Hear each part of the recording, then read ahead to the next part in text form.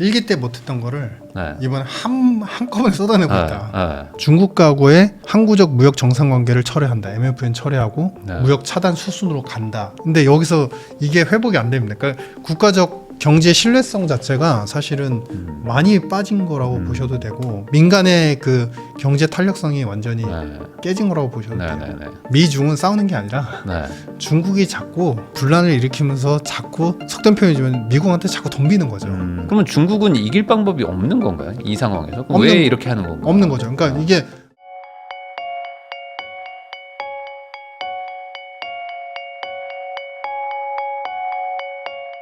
유신익 박사님하고 이야기 나누고 있는데요. 그러면은 지금까지 얘기해 주신 거 보면 결국에 이제 자산 시장은 전반적으로 다 좋고 네. 그리고 생각보다 뭐 중동도 솔직히 말해서 뭐 이게 리스크가 크진 않고 이제 어느 정도 미국이 좀 정리하는 느낌. 물론 국지전은 좀 있겠지만 그러니까 전반적으로 지금 미국의 마음대로 잘 되고 있다. 네네네. 라고 지금 해석이 되는데 중국이 가만히 있지 않을 수도 있지 않습니까? 그러니까 결국에 이제 마지막 어떤 변수는 이제 중국과의 어떤 그 관계 설정 그리고 여기서 또 분쟁 이런 것도 있을 텐데 지금 트럼프는 중국 대응을 어쨌든 두 번째 그러니까 이기니까 잘 하고 있다 이렇게 판단을 해야 되는 건가요? 아니면 뭐 여기도 좀 뭐 불안 요소가 있을까요? 그러니까 그거죠. 일기 때 못했던 거를 네. 이번에 한꺼번에 쏟아내고 네. 있다. 네. 그러니까 결국에 이번에 이제 제가 항상 제 책을 말씀을 드릴 때 그 얘기했거든요. 제 책 안 보셔도 좋지만 네.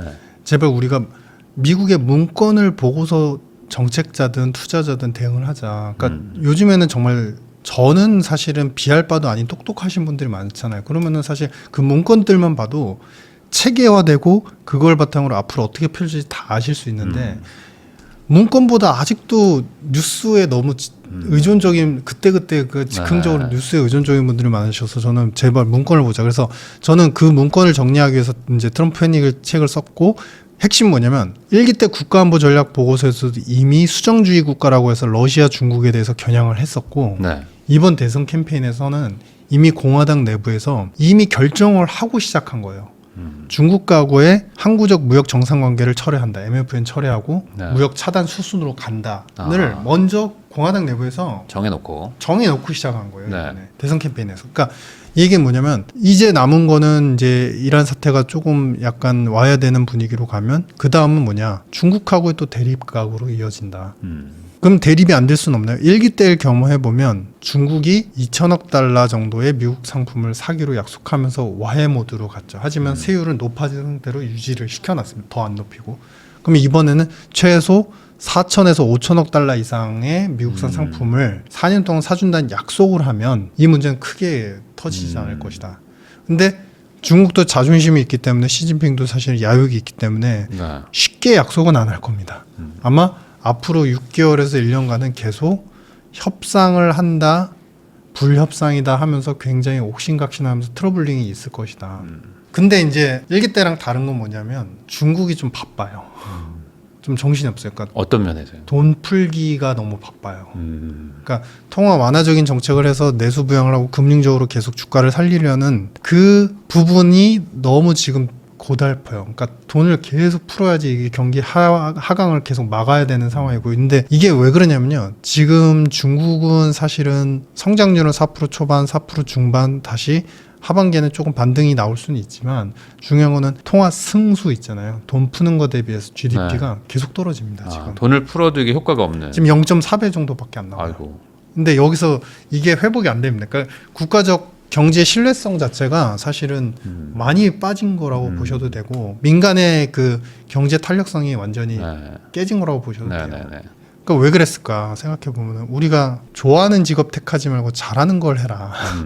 근데 보통 자기가 잘하는 거는 난 이거 지겨워 싫어 뭐 이런 네. 경향성이 네, 네. 있는데 중국은 결국에는 물건을 외국에 팔아서 그 돈으로 가게가 인력을 팔아서 부자가 되고 그 돈이 저축이 되고 그 돈을 기반으로 이제 그 부채를 일으켜서 기업들이 투자하면서 살아나는 그런 게 이제 양적 경제 성장인데 그걸 자꾸 안 하겠다고 하니까 자꾸 멈춤이 일어난 거죠. 멈춤. 네. 중간에 이제 가게 같은 경우는 돈이 들어와도 그 돈을 이제 부동산 시장도 한파를 한 번 겪고 나니까 계약 취소를 해도 사실 돈을 못 돌려받는 사례도 그렇죠. 있고 하니까 대출을 갚는 데 쓰거나 음. 아니면 오히려 이럴 때는 우리의 자산 가치를 믿지 못하겠다 해서 금을 오히려 더 달려들면서 중앙은행 따라서 사두거나 이러면서 승수는 그러면 계속 나서지는 거죠. 네. 돈이 필요한데 안 쓰이고. 돌지가 않는 거죠. 그렇죠, 맞습니다. 네. 그러면 지금 중국도 지금 바쁜데 네. 그러면 지금 트럼프 행정부의 대중국 전략은 그런 약점을 잘 보고 잘하고 있다. 이렇게 네. 봐야 되는 거고 그럼 결국에는 미국이 중국을 뭐 어쨌든 뭐 당장은 아니더라도 좀 잘 컨트롤하고 있다. 이렇게 해석을 하면 되는 걸까요? 그렇죠.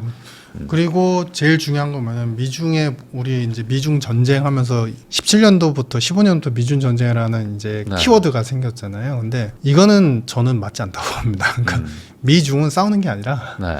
중국이 자꾸 분란을 일으키면서 자꾸 속된 표현이지만 미국한테 자꾸 덤비는 거죠. 그러니까 왜냐하면 이건 싸움이 될 수 없는 게 같은 체급의 같은 저력과 구조를 가지면은 서로 다툼이 있을 수 있다고 봐요. 근데 네. 사실은 약간의 금액을 좀 과장하더라도 지금의 중국을 만들어준 건 사실 미국이 맞아요. 네. 미국은 바이어고 중국은 셀러입니다. 근데 셀러가 아무리 큰들 이 물건 없으면 우리가 안 팔아주면 너희들 힘들겠지 라는 것으로 바이어를 공격하기에는 사실은 구조적으로 한계가 있을 수밖에 없다. 그럴 수 있죠. 네. 하나만 말씀드리면 사실 중국의 현 명목 GDP를 계산해 볼 때 2000년 초반부터 경상수지 흑자가 나왔잖아요. 그 금액을 복리화해서 다 연율화 계산을 하면 지금의 중국 GDP가 나옵니다.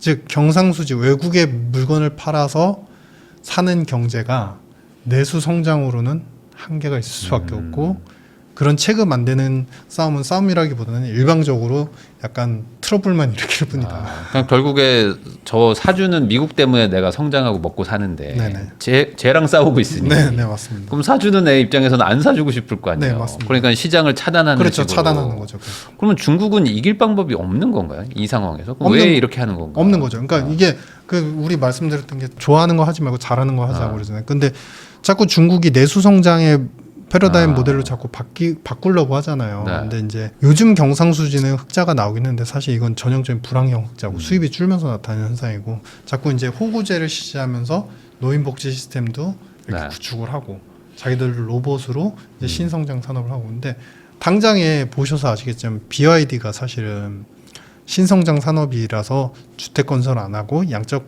성장 안 하겠다라고 했지만 BYD도 사실은 부채 비율이 70%인 거예요. 네.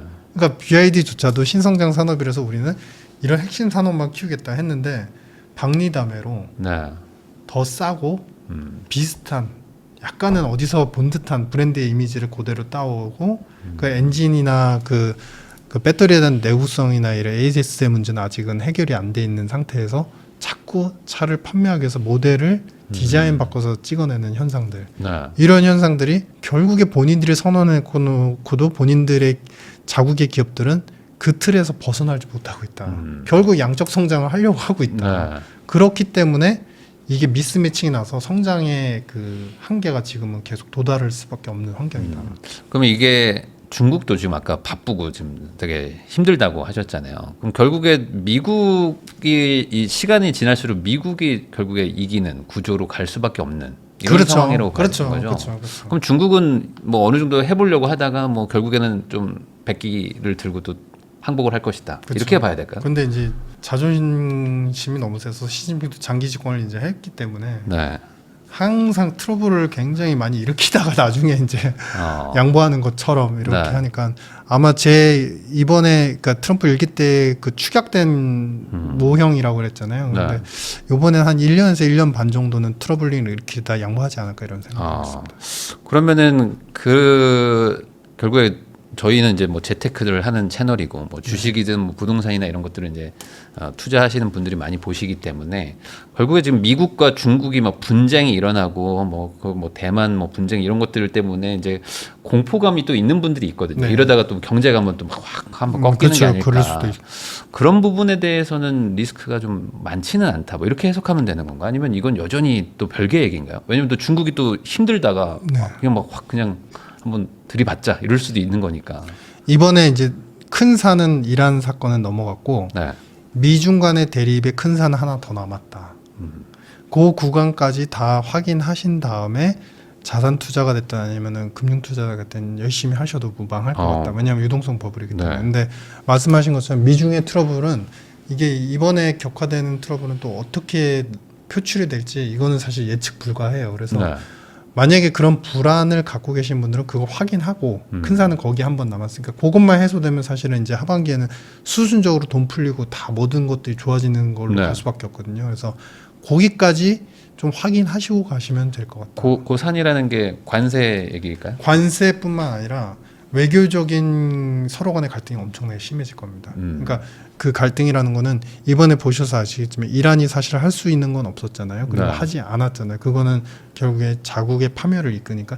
근데 중국이 사실은 이번에 너무나 약화되어 있고 밀리는 상황이고 경제적으로 환경 자체가 안 좋기 때문에 자꾸 외교적으로 자신들의 편이나 자신들의 그 군사력을 이용해서 무언가 압박적으로 자신들도 가만히 있지 않겠다라는 정치 불안정성을 계속 일으킬 수 있다라고 보여져요. 네. 그래서 그 부분은 조금 넘어가야 될 산인 것 같다. 그게 뭐 혹시 뭐 대만 쪽일까요?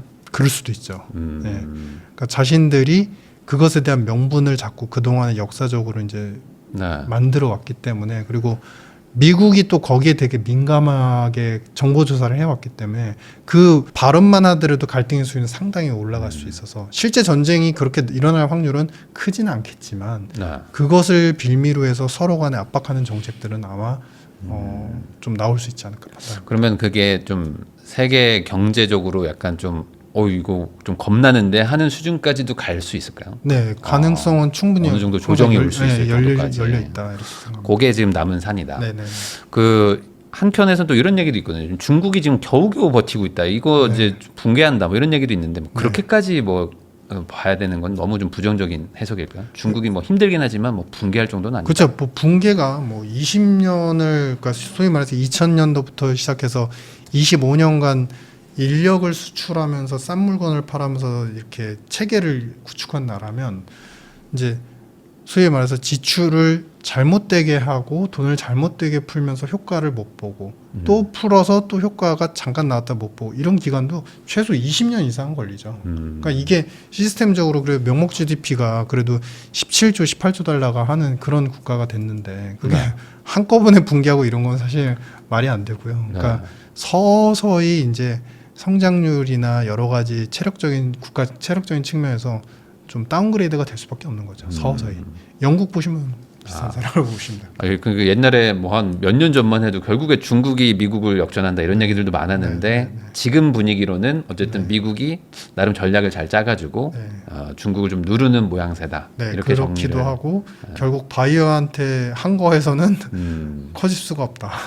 그러면은 이 상황에서 한국의 포지션은 어떤 거라고 봐야 되나요? 뭐 중국과 미국이 싸우니까 항상 우리는 중간에서 새우등 터지는 네. 거 아니냐 이랬는데 우리 입장은 뭐 지금 뭐 중국이 저렇게 되면 나쁜 건가요? 뭐 좋은 건가 어떻게 봐야 그러니까 돼요? 전통 제조업 부분은 사실은 더 안 좋아지겠죠. 우리 네네, 쪽도. 우리 화학철강이나 이런 관련 기업들은 중국이 서서히 다운그레이드가 되면은 안 좋은 건 맞지만 네. 이제 중요한 거는 화학철강이 사실은 중국산 상품이나 그런 부분들이 미국에도 많이 팔리고 있기 때문에 네. 거기서 또 공백을 잘 노릴 수 있는 기회도 이제 약간 좋은 거 안 좋은 거가 같이 존재하기 때문에 네. 넷으로 보면 우리한테는 오히려 기회 포지션이 조금 더 있는 것 같다 이런 판단. 그러면 어떤 수출을 하는 네. 그런 곳들은 뭐 특히 이제 미국 쪽에 좀 그렇죠. 활로가 열리는 거니까 미국 쪽에 더 집중을 해야 되는 거죠. 대신 이제 중국 쪽은 아무래도 이제 가격 경쟁은 더 심해지겠네요. 왜냐면 네. 중국은 뭐 지금 엄청 너무 싸게 만드니까 네, 아예 맞습니다. 지금 우리나라 일반 제조 공장들을 다 폐업한다고 하는데 네네네. 그러면은 우리도 뭔가 좀 고부가 가치라든지 아니면 뭐 미국에 좀 수출할 그렇죠. 만한 미국이 원하는 기술 산업에 대한 수출을 네. 더 드라이브를 걸면은 잘 헤쳐나갈 수 있겠죠. 그렇지만 뭐 어쨌든 경제도 좀 안 좋으니까 네네네. 어쨌든 지금 힘들다고는 하는데 그러면은 이제 개인적으로는 지금 어쨌든 올해 성장률이 1% 이하 뭐 이런 얘기도 나오고 네. 있는데 그냥 이 체감 경기라고 해야 될까? 네. 일반적인 뭐 자영업자들도 느낄 만한 좀 네. 경제 호황의 느낌까지는 한국 입장에서는 뭐 쉽지 않다. 당장 아니면 뭐 힘들죠. 아니면 한 뭐 1, 2년 있으면 뭐 온다. 아니면 뭐 이런 게 바뀌면 온다. 뭐 이런 지금 것도 있을까요? 정책들이 효과를 잘 본다는 전제에서 그다음 대출 탕감 정책까지 네. 잘 효과를 본다는 전제에서 최소 지금부터 한 1년 반은 있어야 네. 이제 바닥을 좀 다지고 전체적인 이제 내수의 흐름도 그 리바운드를 할 수 있을 것 같다 이런 생각입니다. 그럼 당장 뭐 일반적인 우리 뭐 시민들이 체감하는 경기는 그렇죠. 올해 내년 뭐 다 안 좋은 거죠. 그렇죠. 근데 이제 경기는 안 좋은데 그럼 자산 시장은 막 올라가는 그렇죠. 이런 괴리감이 막 느껴지겠네요 앞으로. 그렇죠. 그 약간의 이제 양극화 현상도 사실은 이렇게 금융화되고 유동성이 풀리고 정책이 처음 네. 시행되고 양극화 현상도 사실은 불가피한다라고 보여집니다. 그러니까 이럴 때는 사실 돈이 있는 분들은 어떻게 그렇죠. 또 돈을 버는데 그렇죠. 돈 자체가 없으면은 뭐 근로소득으로 벌어야 되는데 근로소득을 벌기에는 또 이게 경제가 안 맞습니다. 좋아지니 네. 어쩔 수 없이 양극화가 일어난다. 맞습니다. 그럼 이런 상황에서 결국에 이제 투자를 하고 이러신 분들 입장에서는 그래? 그럼 이런 상황이니까 한번 좀 뭐 레버리지 써가지고 빨리 뭐 올라타야 된다. 뭐 이런 생각도 있으실 것 같기도 한데 뭐 리스크는 여전히 좀 있다고 봐야 될까요? 그렇죠. 한국은 사실은 그동안에 너무 네거티브한 요소들이 너무 축적돼 있고 소위 말해서 그 투자를 한국이 싸다는 이유 때문에 거의 십수년간 했지만 효과를 못 봤던 투자자들의 물량들과 그런 포지션들이 너무 많기 때문에 네. 이게 조정받고 또 서서히 가고 조정받고 서서히 가지 너무 급진적인 상승을 하면은 거기서는 사실은 손해 보실 가능성이 크다. 그러니까 가고 조정받고 이런 흐름에 대한 기억들을 꼭 하시라. 그러니까 잘 생각해 보시면 거의 2000년 초반 IT 버블 끝나고 나서 이제 코로나 때 잠깐 반짝 오르고 그 다음에는 그 동안에 장기적으로 우하향했던 지주사들 기준으로 보면 사실 물량 다 쌓였다고 보시면 돼요. 그렇죠. 다 물려 있는 사람들이 그렇죠. 많죠 지금. 그래서 그런 부분들을 해소하기 위해서는 이제 서서히 이렇게 보셔야 된다. 그러면 너무 지금 막 국장 사야 된다 안 사면 뭐 큰일 난다 뭐 이런 얘기들이 나오는데 이것도 조금은 조심을 할 필요는 있겠네요. 그러니까 지금- 그 얘기 그런 얘기 나오면 이제 한 대략 1, 2주 나눠서 사셔도 최소한 그분들보단 수익이 좋을 수 있다. 아 근데 또 이제 상법 개정이 뭐 약간 지금 밀리긴 했지만 또 조만간 또 할 것 같은 분위기니까 네. 그러면 또 한 번 또 막 한번 반등이 오지 않나 뭐 이런 생각들을 그렇죠. 하시는 것 같아요. 그러니까 기본적으로 상법 개정안이 통과되면 사실은 그동안 했던 얘기들의 약속만 잘 지켜줘도 사실은 네. 완만한 상승은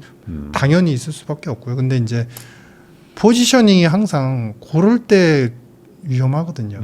지금이라도 네. 뭐 오늘이 싸다 뭐 이런 얘기 나올 때가 항상 맞아. 좀 불안정하죠. 거기다 또 언론에서 막 이제 뭐 코스피 4천 간다, 막 5천 간다, 막 얘기들 나올 때가 항상 좀 조심을 할 때긴 하니까. 왜냐하면 이거를 저도 잘 생각해 보면 너무 당연한 얘기예요. 왜냐하면 그동안 그런 것들이 될 거라고 생각해서 많은 포지션을 가지고 있었던 기관들이나 연기금들 입장에서는 지금 이제 줄여야 된다. 왜냐하면 그렇게 수급이 몰릴 때 큰 유동성을 그때 이제 팔지 않으면 또 팔 그렇죠, 게가 못 없거든요. 팔죠. 근데 한국은 이제 약간 안타까운 부분이 여러 가지 금융화 정책들이 굉장히 이번에 공격적으로 잘 나오지만 연기금이에요.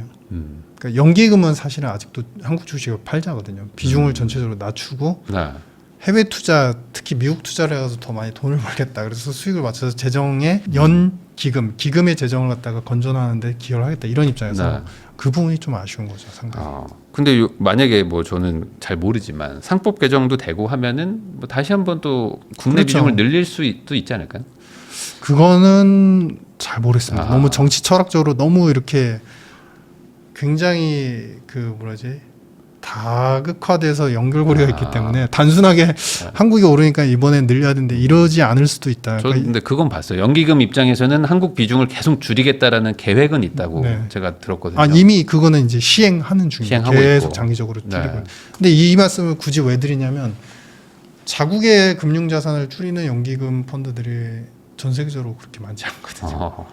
동유럽 국가들 폴란드 하물며 폴란드도 사실 늘리는 입장인데 네. 한국만 그렇게 줄인다는 입장이 약간 넌센스. 조금 궁금합니다. 그럼 줄이는 이유가 뭔가요? 줄이는 이유? 그 동안에 너무나 수익이 안 좋았으니까 수익의 재고에 그리고 네. 그 환에 대한 변동성이 너무 노출도가 크니까 오히려 해외 안정성을 자산이 위해서. 안정성에 좋고 그래서 이제 대략적인 로직을 보면 그래서 이제 기금의 재정 고갈 뭐 여러 가지 리스크를 줄이기 위해서는 그럴 수밖에 없다라고 하는데 뭐 그 부분은 사실은 좀 안타까운 부분입니다. 근데 그런 것도 있지 않습니까? 이제 조금 시간이 지나면 어쨌든 이제 연기금이 계속 지금은 증가하고 있지만 나중에는 이제 지출이 더 커지면 이제 감소하기 때문에 네. 뭐 연기금이 국장을 많이 들고 있으면 들고 있을수록 나중엔 다 이제 막 매도 포지션으로 막 가게 되면서 오히려 더 시장을 교란시킬 수 있으니까. 근데 그거는 되게 1차원적인 생각인 게 일본도 그래서 연기금이 미국 국채뿐만 아니라 많은 주식시장에서 포지션들을 소유한 상태로 그냥 가거든요. 그러니까 국가의 어떤 책무하에 가거든요. 네. 그러니까 그거를 그러니까 그런 연기금들의 전 세계적인 펀드들, 국부 펀드들의 역할이 상당히 국가의 금융과 이제 어떤 금융의 성장을 책임지는 구조라는 거를 다른 네. 국가 사례들을 보시면 연기금이 많이 샀다가 많이 판다. 이건 사실은 이건 민간이나 일부 네. 개인 투자자들이 하는 행동이지 사실은 국가적으로는 사실 그런 사례는 많지 않습니다.